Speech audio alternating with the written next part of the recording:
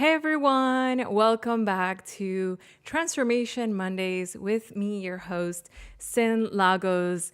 I'm so happy to be back here. I love being here on the top of your week. And if you're on the chat, say hello. Let me know how you enjoyed this amazing holiday weekend. It was so much fun. I ate so much food and I still have a lot of leftovers. So let me know what you do with your leftovers because some people get really, really creative. So I see some folks here on the chat. I see Wade, I see Christy.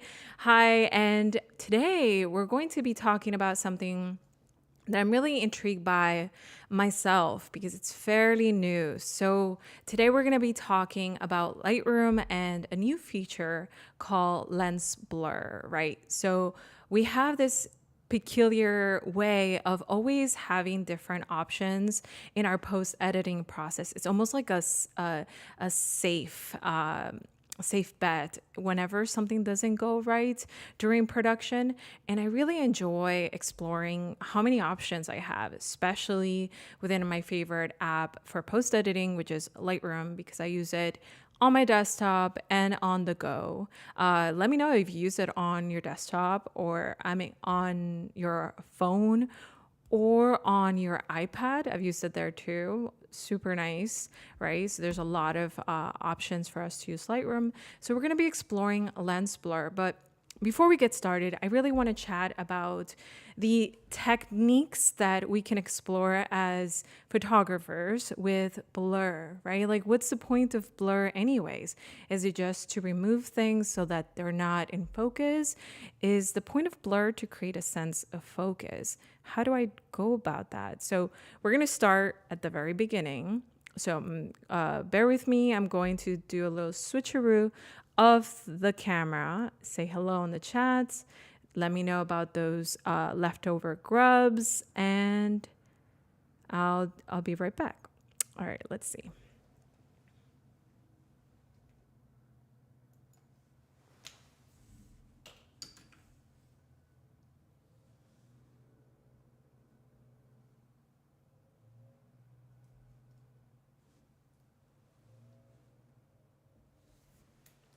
All right, I think that's looking good. Awesome.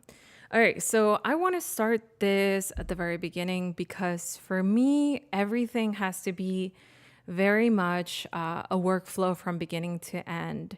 And when I think about the technique of lens blur, my immediate thought is, how do I even accomplish that when I am ready to take a photo, right? So of course you accomplish that in the first way that we may know that we can accomplish that is via our lens options. So I have a few lens options here for you to see, and we're going to talk about what that means for a beginner photographer, for somebody who has been in the field already. This one right here is a 50 millimeter 1.8.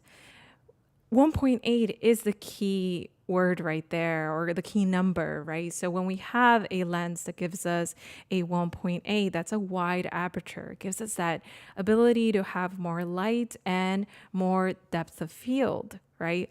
So we get two things. We often get one of each, right? We either sacrifice light for more depth of field, or we get depth of field and or we sacrifice that out because a prime lens tends to be less expensive than if you have zoom and all the bells and whistles, right? So my second favorite lens is this one, the 24 to 1.5. But we're here talking about lens blur, right? So my immediate thought is, well, this one, how can I get a blur with this lens? There's a couple ways. The usual one that you're going to think about is that aperture again, right? This one has an aperture of 4. So it's not as wide. It doesn't provide me a wider aperture. So it's not as wide. It doesn't provide me a wider aperture enough to get more light or to kind of create that depth that I really want, right? That really beautiful bokeh. Let me know on the chat if you call it bokeh or bokeh. That's a debate in itself. But yeah, so things like this, right? the bokeh is really important, but this one only offers me a 4 f-stop. So we're going to quickly go over these things because I want to really set the foundation to get us to understand our options and also our shortcomings and how post-production can help us whenever we don't have these options, these very expensive equipments, right? So for example, in this one, if I don't have that f-stop, I often like zooming in and getting closer to my subject. And that creates a sense of depth more so than if you just sort of have that wide aperture. You'll be surprised how much this can kind of mimic that same look. Another thing I like to employ whenever I don't have that peculiar budget, right, to have a very expensive wide aperture, because that always makes the price go up. I like thinking of, for example, my phone. My phone has a lens blur included in it. And if it didn't, let's say yours doesn't, I'm gonna open this up. I like to go and jump into Lightroom. So we have my Lightroom mobile here.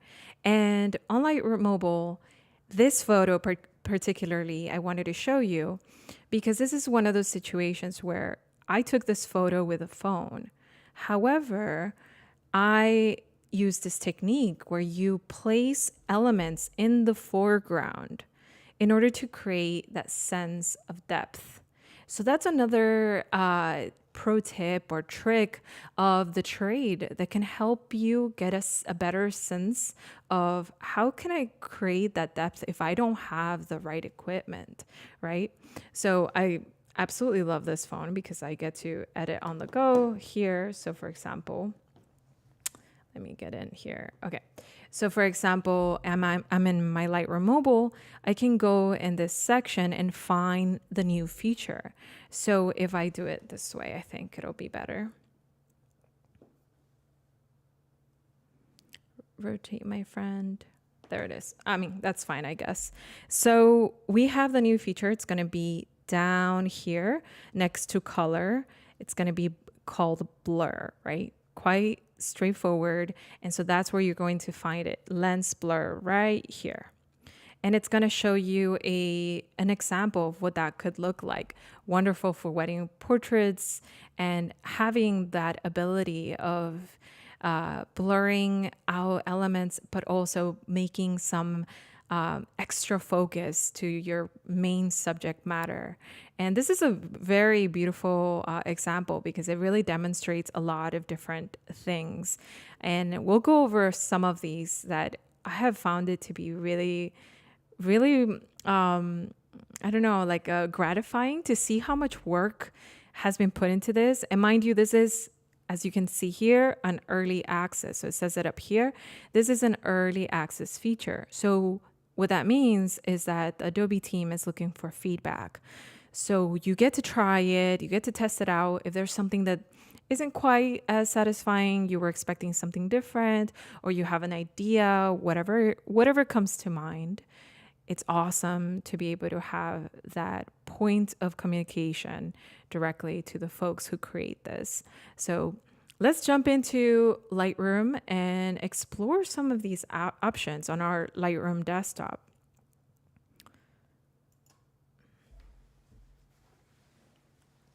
All right, let's bring this back.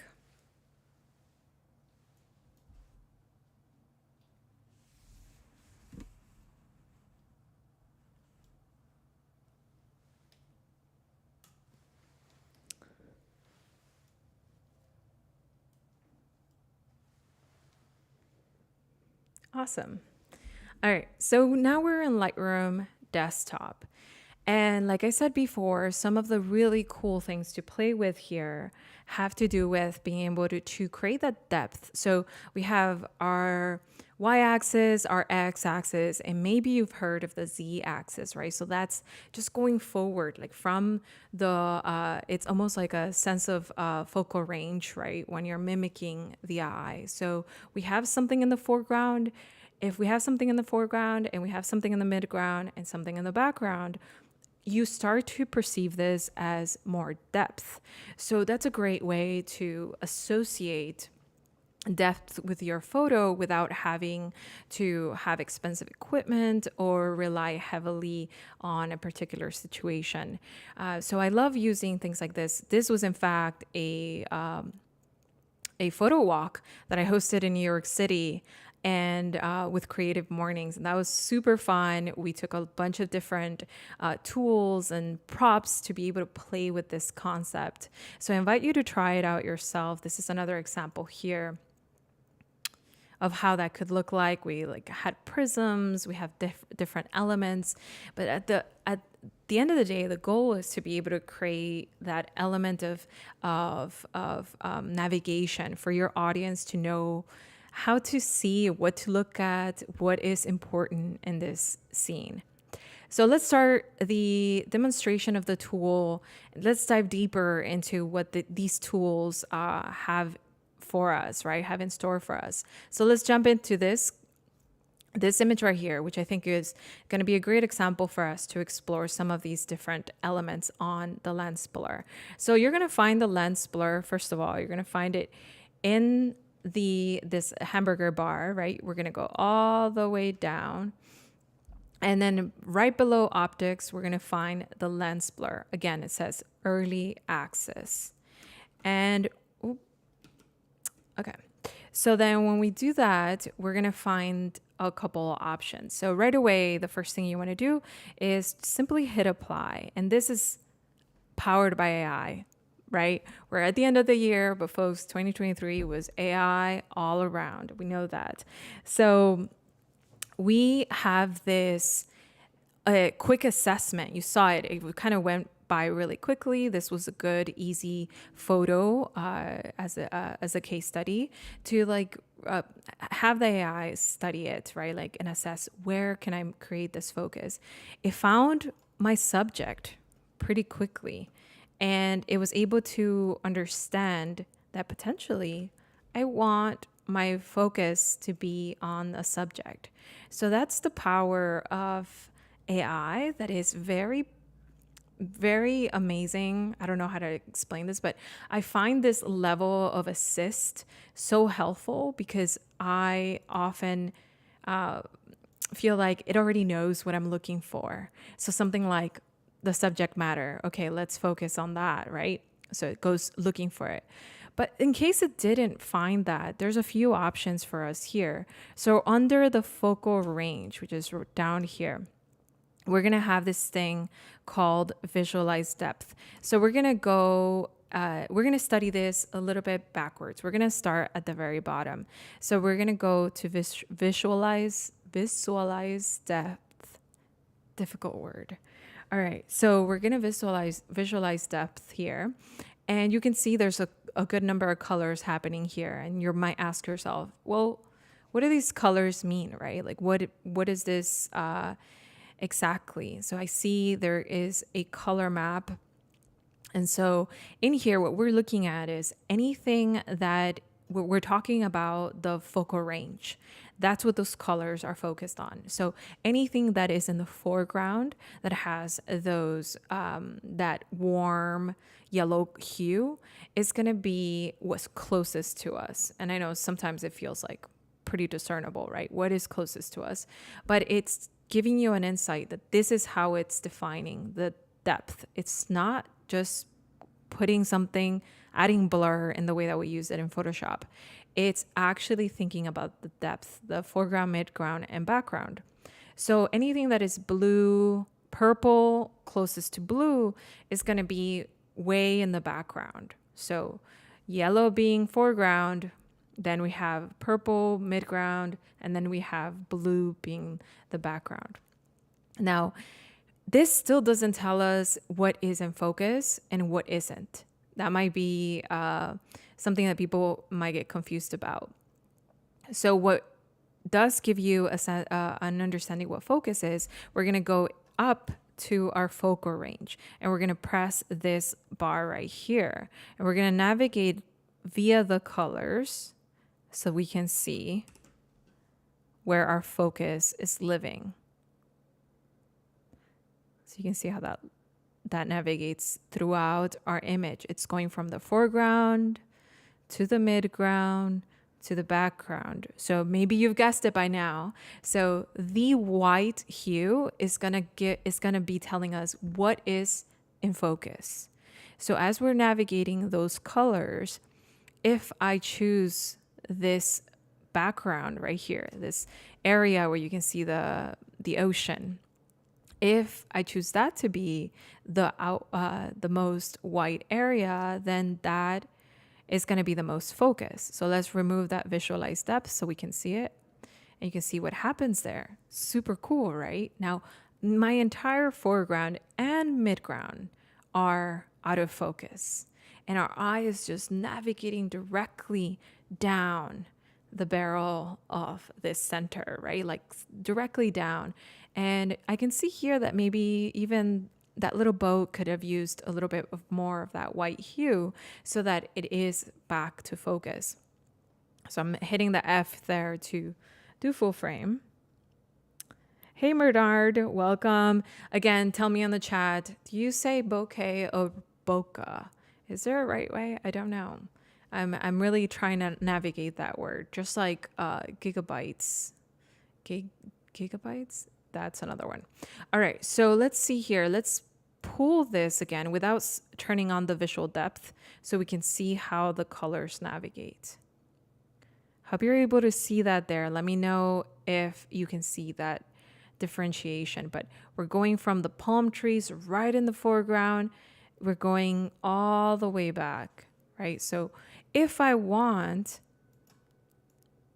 the fella that's right there in the center, I waited for somebody to just pass by right there in the center, and this person is framed by all the palm trees. I certainly want that person to be the most focus because it tells a different story, right? Now you have a subject in place.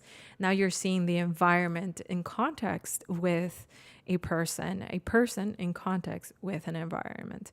So I want that to be in focus. So we're going to make sure that white area lies right in the center.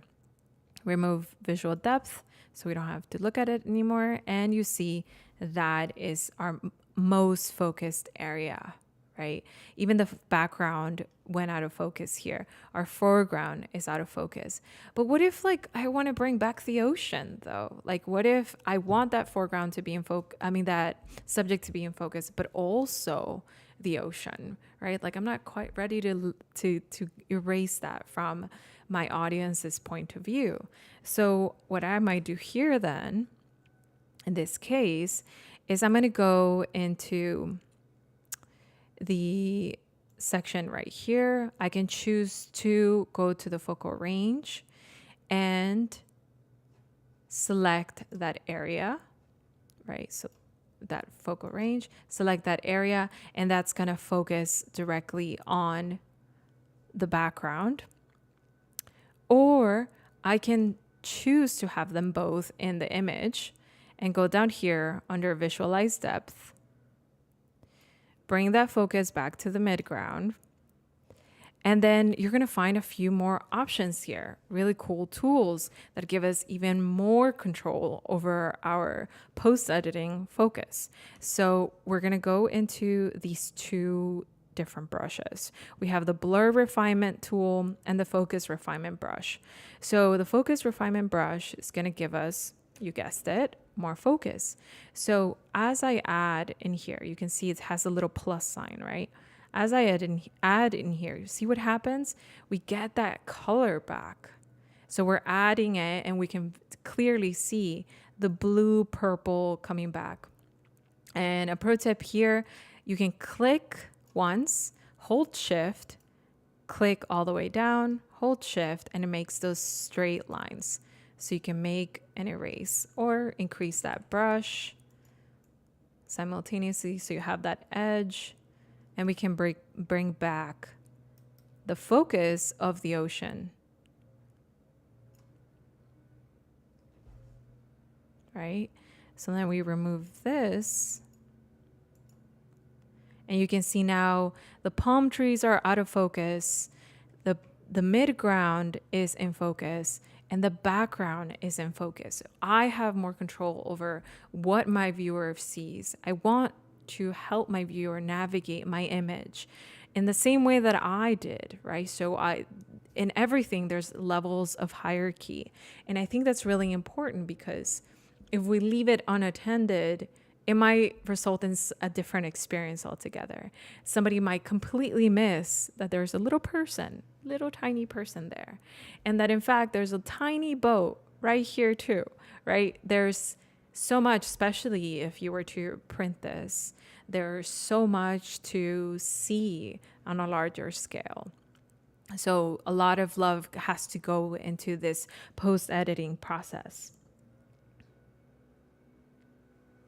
Cool. Checking in on y'all on the chat. So I find this to be really important here. Now, another element that I want to also focus on is the power of this in portraiture. So for example, let's jump into this image right here. So this image, I took it during a Pride event here in Texas. And I absolutely love that I got to ask so many different people for a photo, right? So I have a few scenarios here.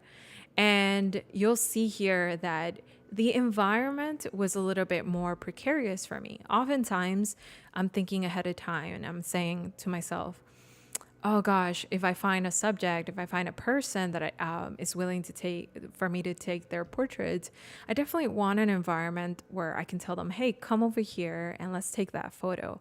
That could be really cool, right? But sometimes I'm not that lucky and that background isn't there. It's not available. Arguably, this brick wall, this brick building here is really, really cool because it used to be a bank back in the heydays. It is cool, but it was so dark. So I was working with my ambient lighting. So there's a lot of different things here that I'm like, okay, I don't have a background. Gosh. So during production, I didn't have a background. And during production, I didn't have that 1.8, 1.2 wide aperture. So what do we do now? This is a scenario where a lens blur in post-editing can be very helpful. So all that to say, let's hit apply. And it's going to estimate that depth, right? And just like that, I'm able to remove the attention to the background and bring it back to my subject matter, right? My subject, my beautiful person here that I just absolutely was like, I need to take your photo. Can I? And I love that that was a just like quick change, right? Remove it and we add it. You can see the big difference there.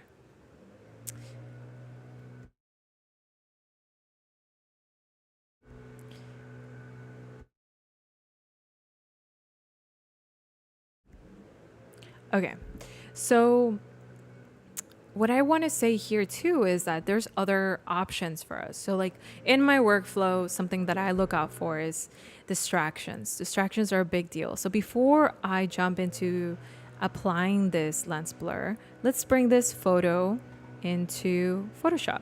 And that's wonderful because I can do that directly from Lightroom. I can press Shift Command E or Shift Control E and edit in Photoshop. And let's let that run while I check in with y'all on the chat here. Luis Araya says, please traducir en español para aprender. Luis, I understand. ¿Por qué no hay acceso a tener clases en español? I totally understand. I want to challenge myself to try to educate y'all in Spanish. I learned all of this in English. I think that's going to be a 2024 challenge of my own. Yeah, maybe. So Luis is saying, can we provide some Spanish education? I know, I get you. Yo te entiendo, Luis. De repente viene. Tal vez sucede. En 2024 sucede. Okay? So Meantime, I'm gonna just keep showing you some examples, and hopefully that visual language is, uh, breaks that barrier of language. It's my personal belief, right? So I have this photo right here. Hopefully y'all can see Photoshop. We're in Photoshop now. Um, we're in Photoshop beta. Not entirely sure why I opened in Photoshop beta, but I always keep beta open. I love being an insider on all the new tools. So I love doing that. I'm going to try out the remove tool. So that's the letter J. I have it at the very top. So that is the letter J and it goes directly there. And I want to select this subject and let's see if it does a good job at removing this person. Even if it didn't, I think that blur is going to be great. I just don't want that blob to bring up too much attention, even when it's bokeh'd, right? So some of these areas could be removed. So that's fine because we're going to blur it and we're going to remove a few other items here, maybe something like that. And the remove tool is actually wonderful at removing with AI. Of course, when there's a lot of variables and it's highly complex, potentially the next best option is going to be generative fill to remove those areas. So let's see. Let's give that a go, right? Just for experimental sake. Let's jump in here and say select this fella, right?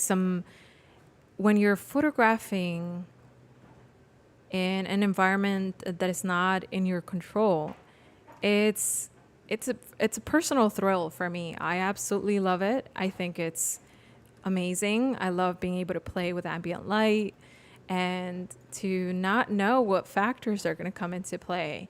But it also means that you need to have more power in post editing, potentially, to really continue to curate your photo in the best way that you want, right? In the exact way that you envisioned it.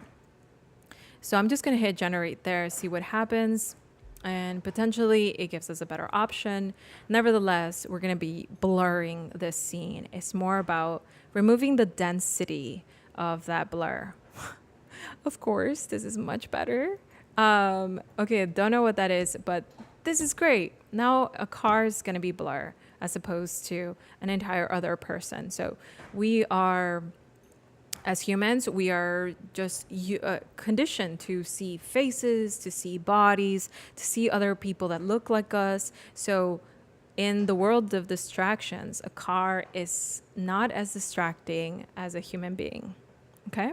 So keep that in mind. I'm going to merge those two, hit save.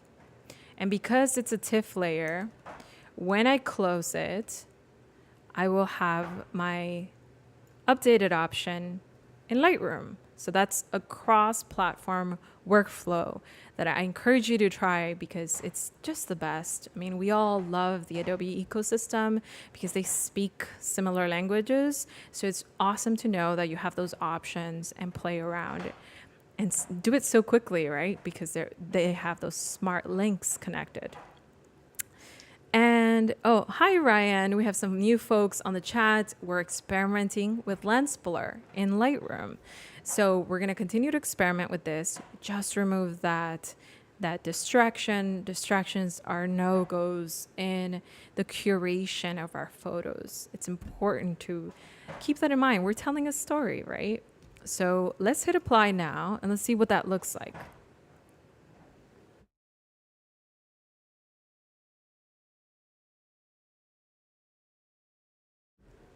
I love how Wade says, I live on the C axis.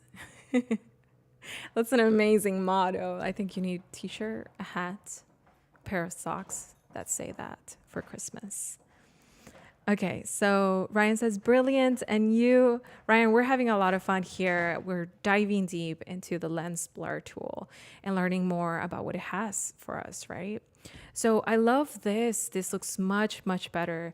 And I can continue to edit this. One of my favorite tools that Lightroom has is this point area focus. So that little target, it appears in a lot of different tools. And I love using it because it gives me much more control on the things that I want to apply those effects into.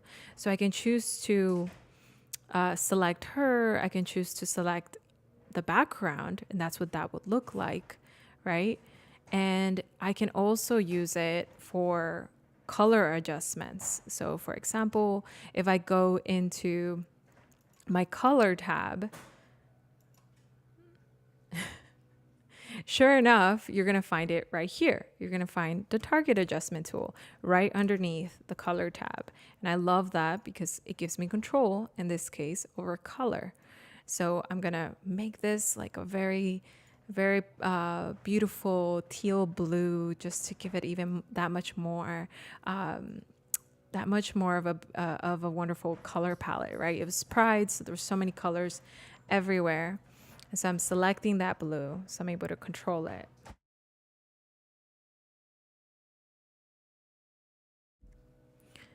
My dog is going hard on that new toy she just got. I can hear her. Hopefully you can't, but we'll see. So let's see. I love using this color mixer tool. I can also use it in different other color hues.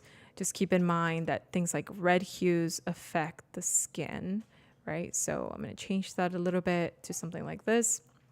And so we went from this image, right, to this image. Isn't that amazing?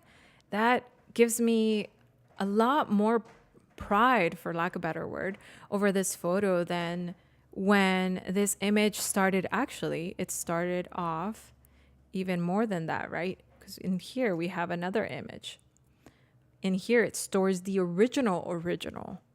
So the original had a lot more distractions. So I love this photo much more. It's a lot simpler. You can see that the people back here are bokeh'd, but it looks so cool to have them bokeh in the background, so you get a sense of that's a background. I can even go further and actually remove the car, because in the hierarchy of distractions, large dense objects are distracting nevertheless, right? You can see from this to the car. Oops, I zoomed out completely. Yeah, it's a little bit more distracting. So things to keep in mind there. So let's try it on this photo. We're going to go in here and make it similar in hue by using the target adjustment tool. Okay, Wade says, I can't hear your dog. So great. It's awesome, but I can hear her. I can just tell she loves that new toy. So let's see. I'm gonna adjust this to a little bit of teal. Nothing crazy, but because the percentage of blue in this image is very big, I can see how much it just transformed this image completely before and after, right? So if we made that luminance different, right? So that target adjustment tool gives us power over our saturation, our hue or saturation, and our luminance. So if I play with the luminance, I love doing this. I can make that darker, I can make it brighter, right? And I can also desaturate it. I can saturate it or desaturate it, right? And I'm not doing anything else to any other color. Blues and reds and oranges can be very, very, very powerful when you're paying attention to them. It can really transform your image. So I think I'm going to desaturate this just a tad. So let me know what you're seeing here. Are you seeing the distractions we just talked about, right? We have distraction hierarchy number 1. We have another person. They weren't important to our story, so I can tell this is something I don't want in here. And we have a few more elements here in the background, and we also have this giant pole in the background. So blurring your background is a great way to just really remove that distraction. Or of course, we can actually go ahead and attempt to remove it. But let's see what happens when we apply lens blur. So you'll notice that in this scene, there's already a level of blur. And something that's interesting about lens blur, it knows that there is blur, so it's going to target the blur that exists as the main location to add even more blur. So it's able to detect that. Let's look here at our info section to see how we took this photo.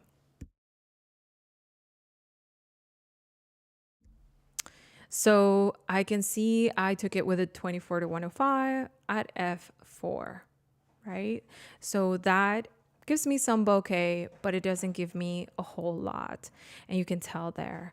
So I'm going to go into our lens blur and hit apply.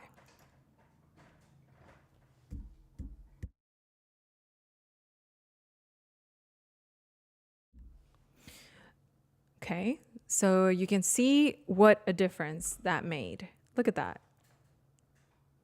Isn't that incredible? So before and after.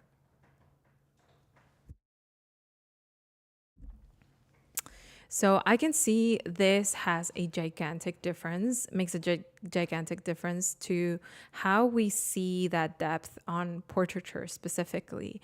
And you can tell here, it even manages to not affect their hair. So their hair is like so spiky in different areas that would become troublesome if I was to go in there and select it. But in a matter of seconds, that was clearly available, and it didn't take a whole lot to apply that bokeh. Actually, it removes some of those hairs that were like just kind of everywhere. So maybe you can bring those back if you want to. You can choose to, and on blur those areas too. So we did it earlier. You would have to do those very focused refinements.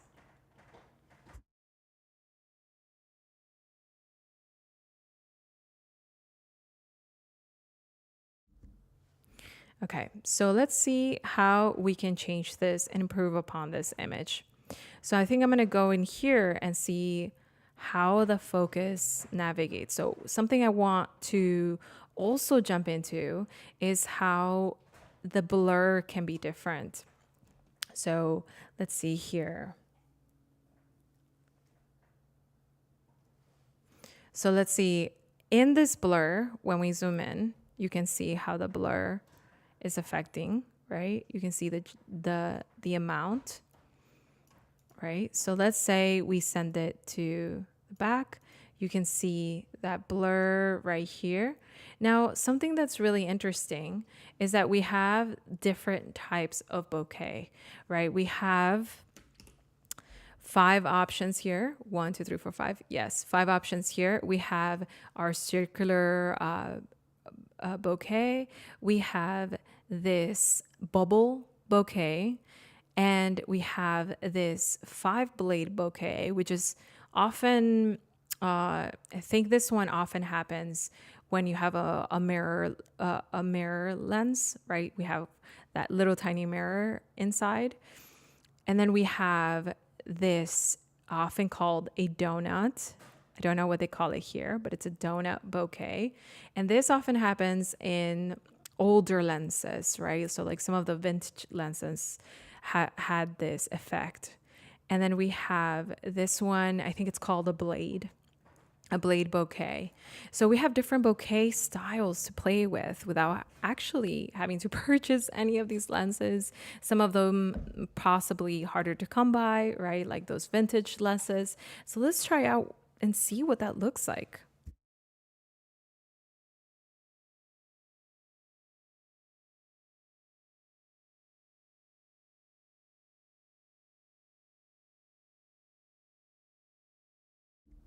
So let's try out this one right here. You can see, pay attention to that circle, right? Pay attention to this circle right here. See what happens to it?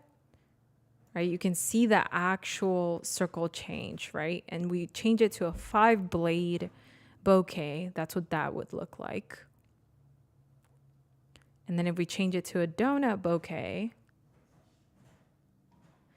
And it's kind of really your preference at this point, right? So if you look at it like this, maybe in this case, it doesn't show up in a lot of different places. It often is very visible in something that has a lot of light sources. But if we go back to, for example, this one that we were just working on, if you look at the palm trees and you add a different blade, a different one to maybe the 5 blade, you can see that it changes the texture of that, right? So it goes from that to that. Look at that. Did you catch that difference? So hopefully you're able to see it there. But so it goes from this one to, right? So that blur feels a little bit more muddy than maybe something like this still remains more textural to, the idea of a palm tree has those textures. I love this one. This is probably my favorite one. And you can catch some of them right there. So it's beautiful to see those little details being introduced for us to also consider, right? So it's not just, hey, let's blur this and that's that. Hey, let's blur this to a 2D level. No, it's let's think about the midground, the foreground, the midground, the background. Let's think about the styles of bokeh that can make this appear more natural, as if it was taken directly with a camera lens. So another thing I love doing, right? I've talked about doing those foreground elements, right? So this is one of those. I have this person right here in the center of this shape. So I'm using a technique to frame my subject, but I do see that this is quite distracting and it has lettering. So number 3 distraction in the hierarchy is anything with typefaces and things like that, or especially bold and giant on a wall. So what we're going to do here is use our lens blur in this case, and we're going to visualize the depth so we can see what is being blurred, and we're going to grab that focus. So we're using that blur. We're going to grab the blur. Sorry. We're using the lens blur, not just to blur elements out so that so that it can be hidden, but it's also to make something more visible, right? So the subject matter more visible first and foremost. So let's see how it looks when we remove the visualized blur. So now this is more blur in the section, and this is going to be right here at the center is our focus point. And there's more things we can do here. We can maybe add some vignetting on purpose. Again, that's often something that you find in a lens. It's often a mistake, right? It's something that people would pay money to remove, but we have it here as an option just in case we actually want to adapt it in our storytelling to help an effect. I think it's in here. Yeah, it's in here. So we have our vignetting under effects. So we can add some darker vignetting. And again, that eye just navigates dead to the center. And so I think that's going to improve any scenario from just being a plain photo that feels really flat. I think that's often the shortcoming of a phone photo. It has that flat essence and everything is in focus. It's wonderful for landscapes, for everything to be in focus. But when you're trying to really create a sense of depth in what is otherwise a 2D element, these are the tricks of the trade that help you accomplish that. So let's use it, for example, in something like this. This is a phone photo and we have everything here in focus.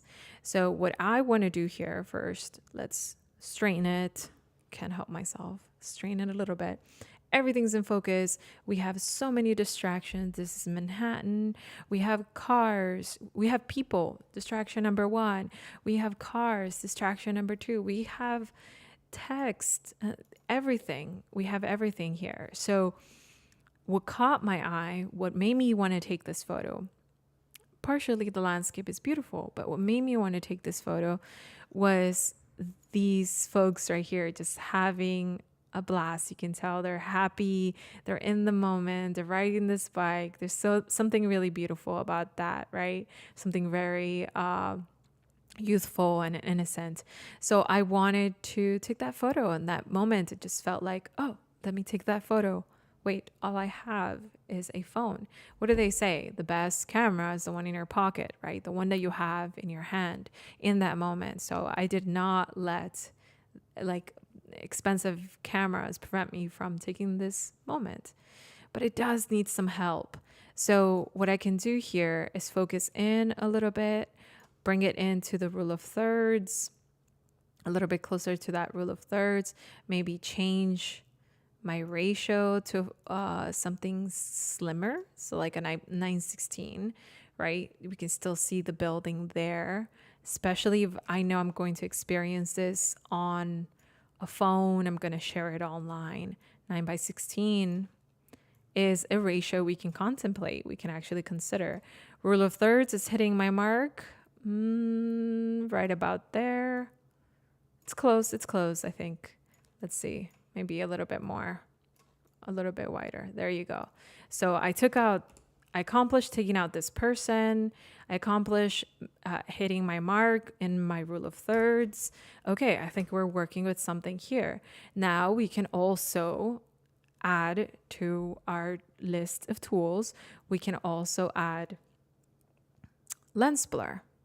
So we'll end it here with our awesome lens blur techniques that we adapted. So we can go in here, and it didn't recognize my subject this time, but that's okay because we have the point area focus right here to be able to focus on a particular section. And I could just click on my subject. So it's able to then focus on the two folks here riding bike, and I'm going to visualize my depth so I can truly see what is in focus. So I have my foreground, midground, and background, and everything way back there is definitely just doesn't even have a hue. That's how far back it's going. So I can choose to blur some more of these areas, some of these folks here, feather it out, change the flow state maybe here, and you can see maybe I can blur this lady here and blur some of these folks just a tad, right? And then we can remove that visualize depth to see how we're doing, right? And you can see that suddenly my eye is no longer thinking, okay, this is a photo from a phone, period, that's it. We're fixated on what I'm choosing to show.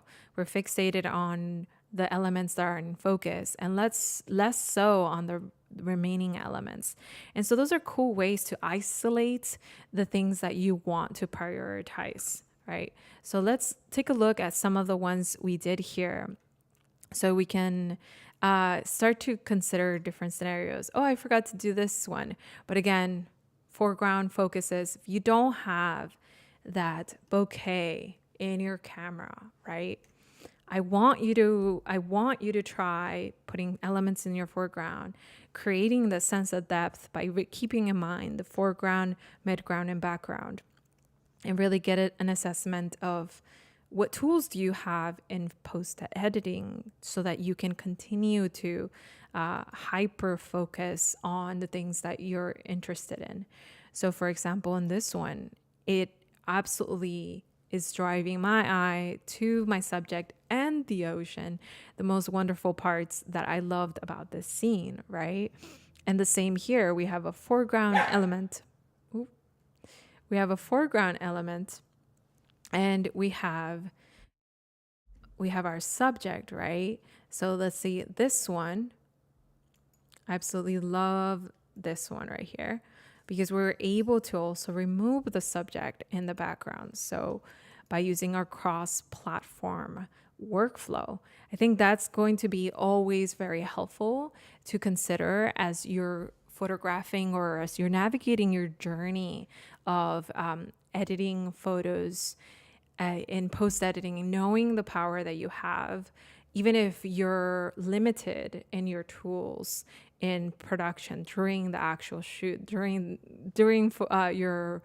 your moments of seeking the photo, right? Some things are not in your control. That's okay. We can remove them in post. So you have that in the back of your brain, right? Some maybe everything, I don't have the right lens. That's okay, because I can create magic with post editing, right? I can create my best photo by removing elements we don't like, by adapting lens blur into areas we want to focus on and blur the things we don't want, by adapting different bokehs to create a different sense, right? Like some of these here, I absolutely love. You can see the bokeh on this one a lot, right? You can see it right there. And I think that's absolutely amazing. So to close it off here, I want to share with you, if you're not familiar, I absolutely have been loving doing this series, Transformation Mondays. I hope you got a lot out of it. I think I'm going to be evolving into a different area fairly soon, so stay tuned with that. And I want you to stay tuned because I love sharing all my resources. And 2024 is going to be full of a lot of goodies, a lot of new challenges, new ways to experiment and learn and grow, right? So go to sinlagos.com to keep up with all my streams under classes. Under classes, you're going to find Adobe live streams, Skillshare, Transformation Monday. This wonderful series that has helped me grow, and I hope it has helped you grow as well this year. So you can find it in here. I absolutely love making sure that my students, those aspiring artists out there, can feel what I felt during my journey, which is these incredible resources online have helped me grow. Absolutely love it. And Adobe is a great, has spearheaded this for us in so many wonderful ways. So definitely check out this area. I'm going to be live from San Francisco next week in a couple of days. So I'm excited because I get so energized seeing everybody. There's nothing like seeing like-minded folks, in that sense. And hopefully you feel that from across the screen here. And yeah, everybody that's on the chat, I have absolutely love all your support. And this is not exactly a goodbye. It's just letting you know there's a lot to come. My brain is working. It's firing up, folks. It's absolutely amazing. So I hope you can keep up with all of the different things that you're trying to learn. The goal, if I can leave you with anything, is that the goal is always to tell a story, really evolve without being limited to a medium. Okay? Don't limit yourself to a medium. If you're curious, really absolutely explore that curiosity. I have and have grown so much. So with that, I leave you. Thank you so much. Thanks everyone on the chat, and see you on the other side.